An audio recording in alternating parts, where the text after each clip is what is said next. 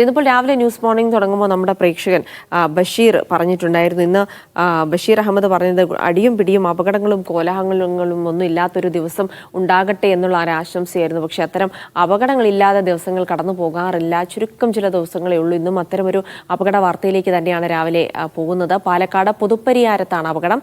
Estate ജംഗ്ഷനിൽ ബൈക്കും ലോറിയും ഇടിച്ച് 2 മരണം. ബൈക്ക് യാത്രക്കാരായ 2 പേരാണ് മരിച്ചത്. നന്ദഗോപാൽ വിവരങ്ങൾ നൽകാനായി ചേരുന്നുണ്ട്. നന്ദഗോപാൽ, എങ്ങനെയാണ് അപകടമുണ്ടായത്? വിവരങ്ങൾ എന്തൊക്കെ?